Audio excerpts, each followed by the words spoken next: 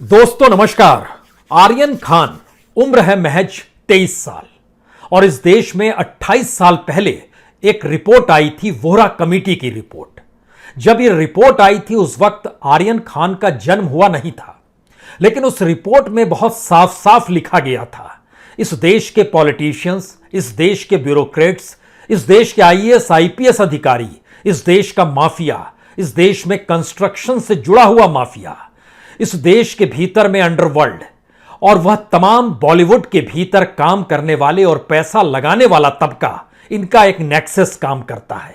और अगर इस नेक्सस को नहीं तोड़ा गया तो आने वाले वक्त में भारत का समूचा सिस्टम करप्शन और क्रिमिनल इन्हीं के आश्रय चलेगा, यानी पॉलिटिक्स क्रिमिनलाइजेशन के आश्रय होगी, करप्शन सिस्टम का सबसे महत्वपूर्ण हिस्सा होगा। समीर वानखेड़े इस वक्त जांच कर रहे हैं, नशे को लेकर जांच कर रहे हैं। वो एक आईएएस अधिकारी हैं और वो बेहद पाक साफ खुद को बतलाते हैं। इससे पहले वह एयर इंटेलिजेंस यूनिट में भी काम कर चुके हैं, वह नेशनल एनआईए में भी काम कर चुके हैं, वह इससे पहले डीआरआई में भी थे, यानी डायरेक्टरेट ऑफ रेवेन्यू इंटेलिजेंस, और वहीं से वह एनसीबी में आए। अपने तौर पर इनका अपना कैरियर देखिएगा तो बेहद पाक साफ है, एक अच्छे अधिकारी हैं। इनके ऊपर आरोप लगाने वाले शख्स हैं नवाब मलिक। नवाब मलिक की अपनी राजनीतिक यात्रा देखिएगा तो आप मौजूदा वक्त में तो वह महाराष्ट्र सरकार में मंत्री हैं, वो माइनॉरिटीज डेवलपमेंट के मंत्री हैं, वह स्किल डेवलपमेंट एंड एंटरप्रेन्योरशिप के मंत्री हैं, और उससे पहले वह महाराष्ट्र के हाउसिंग मिनिस्टर भी रह चुके हैं, 2 जिले के पालक मंत्री भी हैं। इनका अपना राजनीतिक कैरियर अगर देखिएगा तो शायद ऐसे एमएलए बहुत कम होंगे जो 96 में जीते, 99 में जीते, फिर 2004 में जीते, फिर 2009 में जीते और फिर 2019 में भी जीते। यानी पॉलिटिकल तरीके से इनका कैरियर भी बहुत शानदार है। और तीसरे इस पूरी प्रक्रिया के भीतर में एक बाप फंस गया है, उसका नाम है शाहरुख खान। शाहरुख खान की अंतर्राष्ट्रीय मान्यता इन दोनों से कहीं ज्यादा है। अंतर्राष्ट्रीय मान्यता का मतलब सिर्फ अदाकारी नहीं है, बल्कि उसके साथ कला के क्षेत्र में और सामाजिक क्षेत्र में भी इनका एक अपना योगदान है।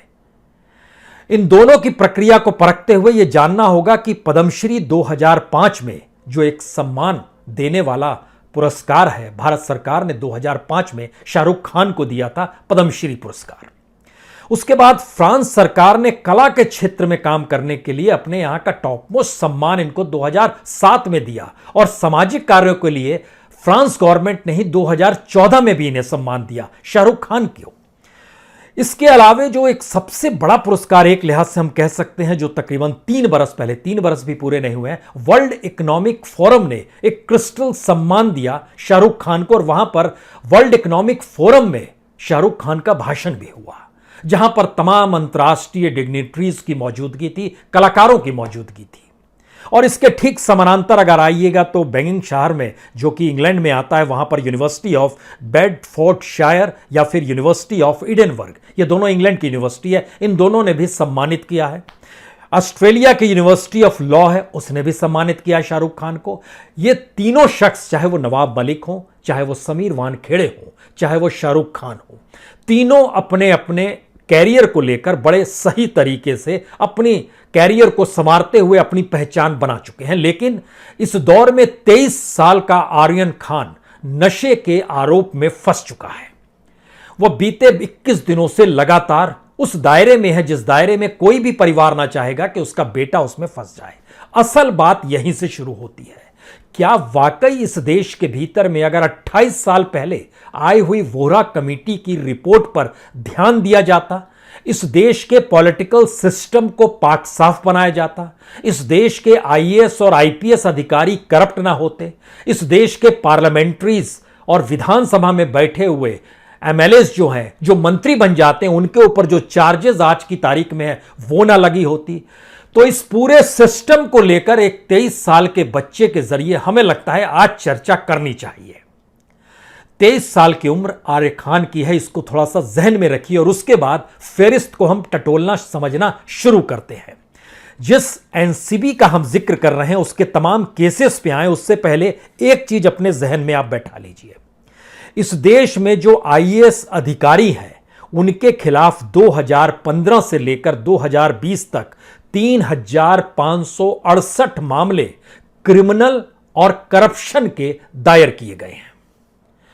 आईएएस अधिकारी समीर वानखेड़े भी एक आईएएस अधिकारी हैं, बहुत शानदार अधिकारी हैं, लेकिन हम पूरे आईएएस लॉबी का जिक्र कर रहे हैं, पूरे आईबीएस फ्रेटर्निटी का जिक्र कर रहे हैं आपसे। 3,568 पिछले बरस 2019-20 में 753 कंप्लेन इनके खिलाफ दर्ज की गई। इनके जो केसेस दर्ज किए गए हैं वो 753 कंप्लेन आई है आईएएस के खिलाफ। और ये जो पूरा मामला बरस दर बरस आते चला गया है, बहुत सारे आईएएस के खिलाफ जांच सीबीआई भी कर रही है। सीबीआई के पास 44 केसेस आईएएस के खिलाफ हैं और 12 केसेस आईपीएस के खिलाफ है 2016 से 2021 तक के बीच में। अब आप कहेंगे आईएएस और आईपीएस भी करप्शन के दायरे में, क्रिमिनलिज्म के दायरे में, और सीबीआई भी जांच कर रही है, तो इसके ठीक पैरेलल में अब सीबीआई पर आ जाइए। सीबीआई ने सुप्रीम कोर्ट को जानकारी दी कि साल हमारा कन्विक्शन रेट तो बहुत शानदार है, लेकिन हम क्या करें, अपने मामले को लेकर जब हम अदालत में जाते हैं तो अदालत मामले को रफा दफा कर देता है और पता चलता है अदालत के ऊपर जो दबाव है वो पॉलिटिक्स का दबाव है। सीबीआई के पास जितने केसेस मौजूदा वक्त में पेंडिंग पड़े हुए हैं उसमें से 9,757 केस सीबीआई के पास जो हैं ये राजनीतिक तौर पर अलग अलग राज्यों के प्रभावित पॉलिटिक्स का हिस्सा है, जिसमें केसेस सौंप दिए गए और ये तमाम देश के अलग अलग सेशन कोर्ट में, हाई कोर्ट में और सुप्रीम कोर्ट तक में भी पेंडिंग पड़े हुए हैं। कुल मिला के लगभग 13,000 से ज्यादा 1,391 केस जो है, यानी 13,291 केस जो है, ये सीबीआई कहती है कि लीगल डिपार्टमेंट, चाहे वो सेशन कोर्ट हो, हाई कोर्ट हो, सुप्रीम कोर्ट हो, इसमें अटके पड़े हैं। इसमें से 9,757 केस जो अलग अलग राज्यों से निकल कर आए, जब वहां की अदालतों में हम गए तो वह भी पेंडिंग पड़ गया। इतना ही भर नहीं है, सोचिए 2G केस, 2G स्कैम ने तो इस देश की सियासत का चेहरा बदल डाला। वह स्कैम भी 2018 में तमाम चार्जशीट दाखिल करने के बाद वह पड़ा हुआ है और केंद्र सरकार इजाजत नहीं देती है कि उसमें कार्रवाई की जाए। सीबीआई ने कहा अब हमको छोड़ दीजिए, इस केस से मुक्त कीजिए। अदालत इस पे भी खामोश रही। जानकारी आई कि इस पे भी ऊपर से कुछ इशारा होगा तब ना। यानी एनसीबी के केस, यानी कि एनसीबी के पास जितने केस आते हैं उस दायरे में जब हम इस आईएएस और आईपीएस का जिक्र कर रहे थे तो हमारे जहन में तुरंत एनसीबी के अपने केस आते हैं। आर्यन खान की उम्र 23 साल है, यह हमने आपसे शुरू में जिक्र कर दिया। अब आप समझना शुरू कीजिए कि 2016 से लेकर 2020 तक एनसीबी के पास तकरीबन 160 केस आए हैं। क्या आप किसी भी केस के बारे में जानते हैं? एनसीबी ने जिन लोगों को गिरफ्तार किया, 263 लोगों को गिरफ्तार किया और गिरफ्तारी के बाद अधिकतरों को छोड़ दिया गया। उस फहरिस्त में सबसे ज्यादा और सबसे रवानगी जो है पिछले साल अक्टूबर से नवंबर के बीच में, जब सीबीआई सुशांत सिंह राजपूत के केस को लेकर एनसीबी जब जागी थी तो उसने एक के बाद एक दीपिका पादुकोण को बुलाया, श्रद्धा कपूर को बुलाया, सारा अली खान को बुलाया, भारती सिंह और उसके हस्बैंड हर्ष को बुलाया, अर्जुन रामफल को बुलाया। कोई जेल में नहीं है, सब बाहर है।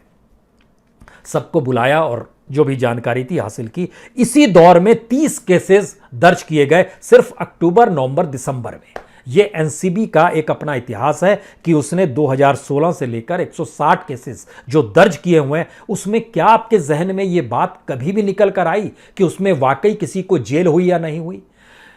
यह भी जानकारी निकल कर आई कि इतने दिनों तक अदालत के भीतर यह मामला चलते रहा और एक के बाद एक सुनवाई होती रही, सुनवाई टलती रही, जेल में पड़ा रहा वो शख्स जो आरोपी था। यह जहन में आपके अभी नहीं आएगा। थोड़ा हम इसमें और आपको परिस्थिति के साथ जोड़ना शुरू करते हैं। हम आपके लिए चलते हैं 2019, कोविड से ठीक पहले 2019 में और 2018 में हीरोइन जो भारत में सीज की गई, 2019 में 3,212 केजी जब्त की गई हीरोइन।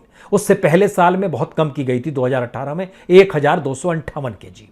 जो ओपीएम सीज किया गया वो 4,552 किलोग्राम ओपीएम सीज किया गया 2019 में। 4,307 केजी ओपीएम जिक्र किया गया था 2018 में। जो कोकीन जिक्र किया गया, जो जब्त किया गया, वह तकरीबन 62 केजी 2019 में और 35 केजी 2018 में। हम ये सिर्फ इसलिए बता रहे हैं क्योंकि इनसे जुड़े हुए जो आरोपी थे इन आरोपियों को लेकर एनसीबी की सक्रियता, सेशन कोर्ट की सक्रियता, हाई कोर्ट की सक्रियता इतनी नजर नहीं आई जो इस 23 साल के आर्यन खान को लेकर नजर आ रही है।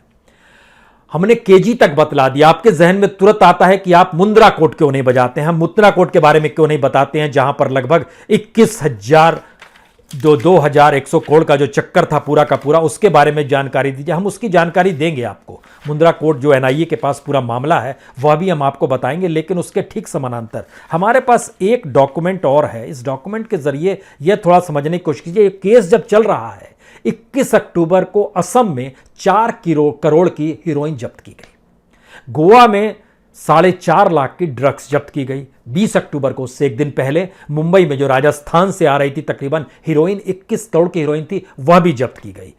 अमृतसर में जो पाकिस्तान का ड्रोन था उससे लगभग 1 केजी ड्रग्स गिरा, उसको भी जब्त किया गया। इस पूरे केसेस को लेकर कोई सक्रियता एनसीबी की आपको इस रूप में नजर आई या अदालतों की नजर आई जो इस केस में नजर आ रही है? आप कहेंगे भाई ये सेलिब्रिटी का मामला है, मुंबई का मामला है, पूरी बॉलीवुड का मामला, यकीनन पूरे बॉलीवुड का मामला है। और यहीं से असल बात शुरू होती है। जब हम आपसे जिक्र कर रहे थे कि एक आईएएस अधिकारी, एक पॉलिटिशियन और एक तरफ एक बॉलीवुड का अदाकार, ये तीनों का अपना कैरियर बड़ा शानदार है, तब हमने सोचा कि इन तीनों के बारे में परखते हुए कुछ चीज़ों को सामने लेकर आया जाए, जिससे आप समझ पाएं कि इस देश के भीतर का एक अनूठा सच क्या है। इस वक्त जब हम आपको जानकारी दे रहे थे कि आईएएस के खिलाफ 3,568 मामले हैं, जिसमें सीबीआई 44 मामलों की जांच कर रही है आईएएस के खिलाफ और आईपीएस के 12 मामलों की। ये सारे मामले ठंडे बस्ते में हैं। इनकी जांच की प्रक्रिया इतनी धीरे है और सभी बाहर हैं, कोई अंदर नहीं है। क्योंकि जब हम पॉलिटिशियंस का जिक्र भी करते हैं तो हमें इस देश के भीतर में ये समझना होगा, पार्लियामेंट के भीतर बैठा हुआ हर दूसरा पॉलिटिशियन दागी होता है, विधायकों में हर दूसरा पॉलिटिशियन दागी होता है, और इन पर जो चार्जेस होते हैं वो मर्डर तक के होते हैं, रेप तक के होते हैं, जो इन पर आरोप लगाए गए होते हैं। और जब हमने परखना शुरू किया कि नवाब मलिक साहब जो आरोप लगा रहे हैं वो सही अपनी जगह, तो पता चला कि जो 27 मिनिस्टर हैं उद्धव ठाकरे के कैबिनेट में, वह क्रिमिनल केसेस उन पर चल रहे हैं। 27 मिनिस्टर्स पर कुल मिला के 172 एमएलए हैं जिन पर क्रिमिनल केसेस चल रहे हैं। हम तो मिनिस्टर्स का जिक्र कर रहे हैं, उन पर क्रिमिनल केसेस चल रहे हैं, लेकिन सभी फ्री हैं, सभी आरोपित हैं, सभी अपने तौर पर, कोई कन्विक्टेड नहीं है। यहां 23 साल के मामले का हमको जिक्र करना पड़ेगा, क्योंकि इतना ही नहीं, यह बात बार बार जिक्र हो रही है कि दरअसल यह महाराष्ट्र गवर्नमेंट और सेंट्रल गवर्नमेंट के बीच की भी टकराव की परिस्थिति है, क्योंकि कहीं ना कहीं शाहरुख खान का जुड़ाव ममता बनर्जी से हो गया। शाहरुख खान की अपनी लोकप्रियता, अपनी पहचान उनके आड़े आ गई। सवाल इतना भर नहीं है। पार्लियामेंट के भीतर भी 212 एमपीज अगर दागी हैं, तो मोदी की कैबिनेट में, यानी प्राइम मिनिस्टर मोदी जो अपने तौर पर ईमानदारी और साफगोई का जिक्र करते हैं, 33 मंत्री ऐसे हैं जिन पर चार्जेस रॉबरी और मर्डर का भी है, लेकिन वो कैबिनेट मिनिस्टर्स हैं। यानी 33 मंत्री केंद्र सरकार के, महाराष्ट्र गवर्नमेंट के 27 मिनिस्टर्स। अगर ये आरोपी हैं, क्या इनकी जांच होनी चाहिए और नहीं होनी चाहिए? तो 23 साल के आर्यन को लेकर जो सवाल जवाब हो रहे हैं, उन सवालों जवाबों के अक्स तले जब हम इन बातों का जिक्र कर रहे हैं कि मुंद्रा पोर्ट पे, जिसका जिक्र अब एनआईए के पास चला गया है, और उसके बाद जब हमने बताना शुरू किया 20 और 21 अक्टूबर को इसी बीच में असम, गोवा, मुंबई और अमृतसर में जो ड्रग्स, हीरोइन जो जब्त की गई, उसकी कितनी मात्रा थी और उसके जुड़ा हुआ कोई केस आपके जहन में आता है? ये तीनों लोग बड़े पाक साफ हैं। समीर वानखेड़े साहब बहुत अच्छे हैं, क्योंकि जब महाराष्ट्र सर्विस टैक्स डिपार्टमेंट में ये गए तो इन्होंने लगभग 2500 इंडिविजुअल को पकड़ा टैक्स इन्वेशन को लेकर, लगभग 200 सेलिब्रिटीज को भी दायरे में लिया टैक्स के चुराने के मद्देनजर। और इसको लेकर बार बार वो कहते थे, जब मैं एयरपोर्ट पर था तो अक्सर सेलिब्रिटी कहते थे मैं तुम्हारे बड़े अधिकारी से बात कर लूंगा, तो ये कहते थे मैं ही तो बड़ा अधिकारी हूं, मुझी से बात कर लो। नवाब मलिक साहब अपने तौर पर, इनकी अपनी पहचान, बोलते हैं राजनीतिक तौर पर मैं पाक साफ हूं। और देखिए 1996 से 2014 सिर्फ छोड़ दीजिए, मैं लगातार चुनाव जीतते आया हूं। यानी उस पूरी कॉन्स्टिट्यूएंसी को लेकर मेरे ऊपर कम से कम लोगों का बड़ा भाव है, अच्छा भाव है। एक पहले नेहरू नगर से जीतता था और अब अणुशक्ति नगर से जीतता हूं। और शाहरुख खान की पहचान जब हमने आपसे कहा कि वर्ल्ड इकोनॉमिक फोरम तक में उन्हें सम्मानित किया गया, तो इसके मतलब और मैसेजेस क्या हैं जब इस देश का पूरा सिस्टम ऐसे चल रहा है। दो चीजें होती हैं। इस देश का ब्यूरोक्रेट करप्ट होकर भी पावरफुल रहता है, इस देश का पॉलिटिशियन दागी और करप्ट और क्रिमिनल होकर भी पावरफुल होता है। लेकिन बॉलीवुड का कोई कलाकार और अदाकार पैसे वाला होकर पावरफुल नहीं हो सकता है। उसको कहीं ना कहीं मिन्नतें करनी होगी इस देश के पॉलिटिशियन से, इस देश के आईएएस से, इस देश के आईपीएस से, और एक दायरा है इस देश के भीतर में जब तक आपकी पहचान और पहुंच इन प्रभावी लोगों के साथ ना हो, जो प्रभावी लोग अपने दायरे में चाहे वो क्रिमिनल आरोपित हो चाहे वो करप्ट हो, तब तक काम नहीं चलेगा। यानी हमने एक सिस्टम ऐसा बनाया हुआ है जिसमें चलेगी उसी की ही जो कि आपराधिक संलग्नता जिसके साथ होगी।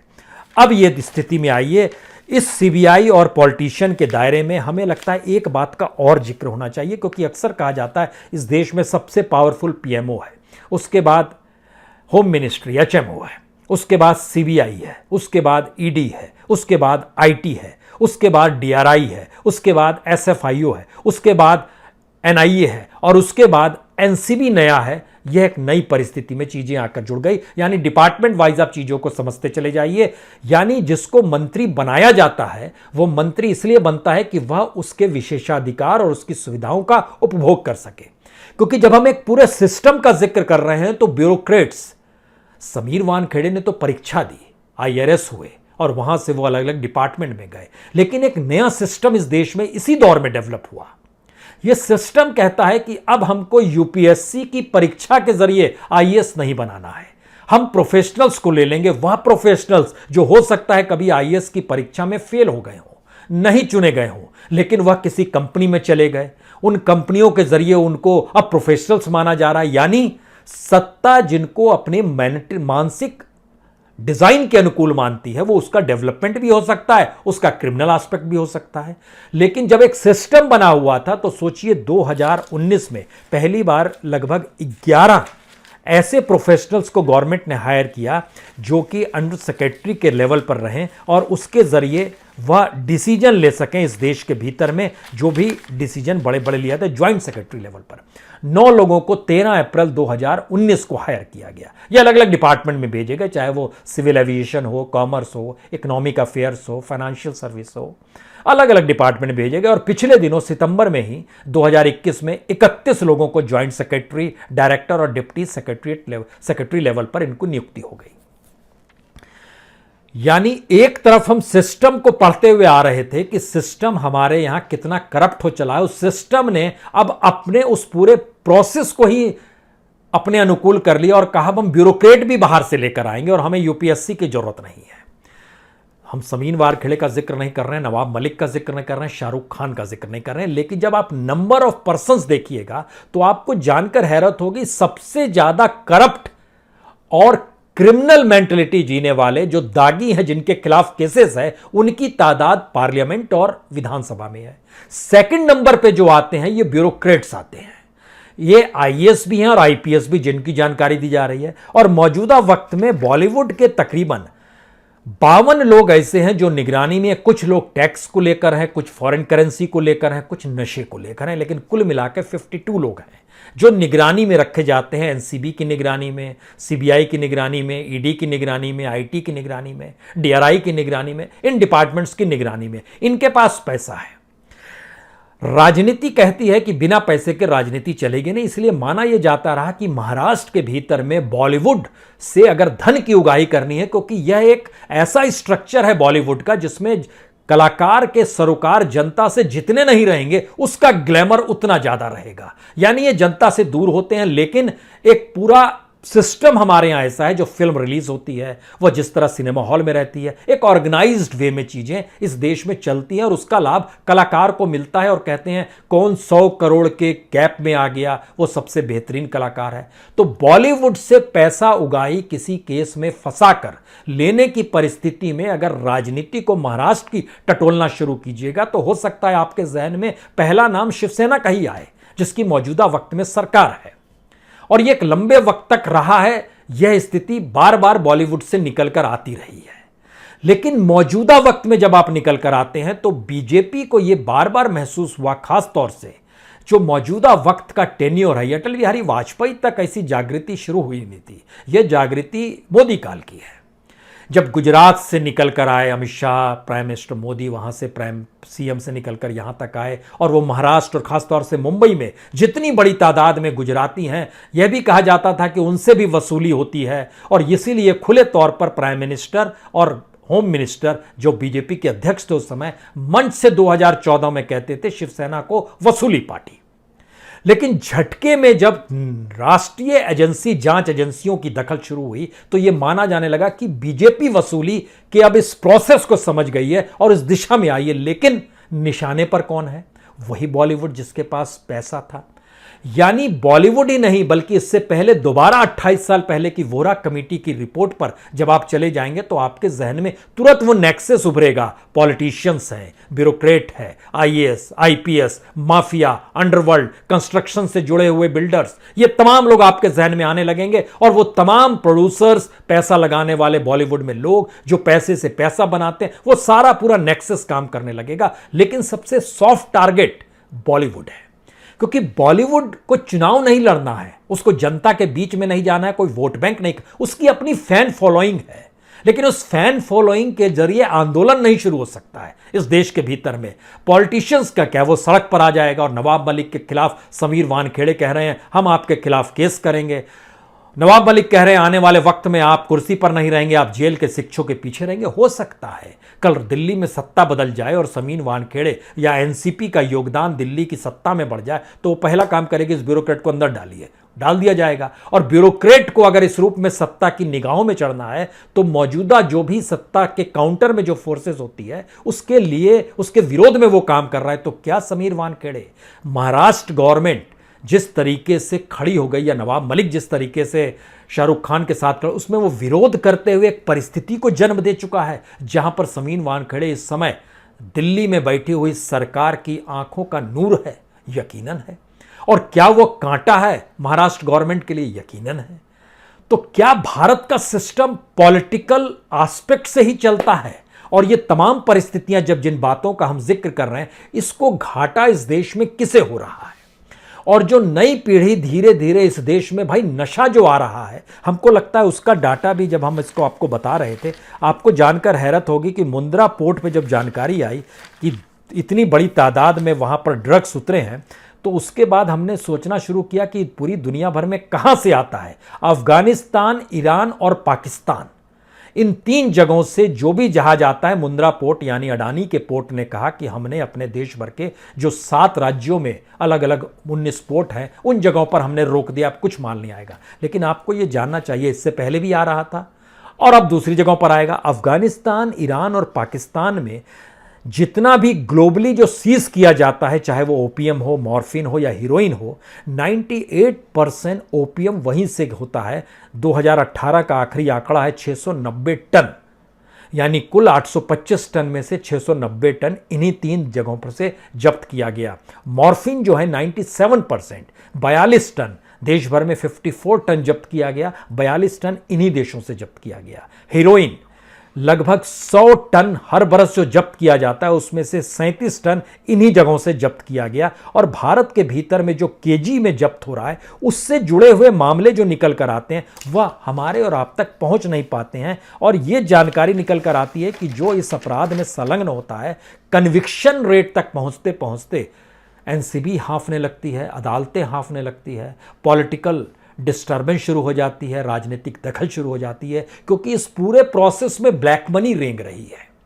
और उस ब्लैक मनी के आसरे राजनीति करना भी आसान होता है। और इस देश के ब्यूरोक्रेट्स का संपत्ति जो ब्लैक मनी के तौर पर होती है, जो इस दौर में बार बार कहा गया कि दुनिया के अलग अलग देशों के अलग अलग बैंकों में है, तो उसको जब आप लिंचस्टाइन पेपर से लेके पंडोरा पेपर तक देखिएगा तो उसमें 2 बड़े नाम आपके जहन में तुरंत आएंगे, एक कॉरपोरेट का और दूसरा पॉलिटिशियन का। लेकिन तीसरा नाम ब्यूरोक्रेट्स का है, उसमें जो आईएएस और आईपीएस अधिकारी होते हैं, उनके खिलाफ जो केसेस यहां पर दर्ज हैं, जिसकी जानकारी पार्लियामेंट में पिछले दिनों दी गई कि 3568 केस दर्ज किए गए और इसी स्थिति में है। ये सारी परिस्थिति बतलाती है कि भारत के भीतर में सक्रियता वही होगी जहां कुछ लाभ होगा। यह कोई कानून व्यवस्था का मसला भारत में हो नहीं पाता है, आखिरी तक नहीं हो पाता है, क्योंकि सीबीआई ने जब जानकारी दी कि भाई हमारे केसेस जो हैं राजनीति से प्रभावित होकर हमको केस दे दिया जाता है और 13,291 केस पेंडिंग इसलिए पड़े हुए हैं क्योंकि उन पर वही पॉलिटिक्स जो केसेस को सीबीआई को देती है और सीबीआई उसकी जांच शुरू करती है तो उसको अंतिम मुकाम तक पहुंचने नहीं दिया जाता है। और उसके बारे में जब हमने जानकारी निकाली तो लगभग 4,763 केस मोदी सरकार के हैं, मोदी सरकार के वक्त है जो पेंडिंग पड़े हैं। 4,124 के जो मनमोहन सिंह सरकार के हैं वो पेंडिंग पड़े हैं। 868 केस जो अटल बिहारी वाजपेयी के दौर में है वो पेंडिंग पड़े हैं। अब आप क्या करेंगे? यह इस देश का सिस्टम है और इस देश के 3 ईमानदार लोग, तीनों की अपनी अपनी कैरियर की पहचान, आमने सामने खड़े हैं और उसमें 23 साल का आर्यन फंसा हुआ है। जब तक जांच चलेगी तब तक जेल में रहना होगा। हम ईमानदार हैं, हम भी ईमानदार हैं और हमारी पहचान तो राष्ट्रीय और अंतर्राष्ट्रीय तौर पर है। आपकी पहचान राष्ट्रीय और अंतर्राष्ट्रीय तौर पर है तो इसका मतलब है कि आपके बेटे के अंतर्राष्ट्रीय ड्रग डीलर के साथ संबंध हो गए। ये कहने में क्या जाता है? यह है इस देश का सच। क्या कहा जाए? बहुत बहुत शुक्रिया, बहुत बहुत शुक्रिया।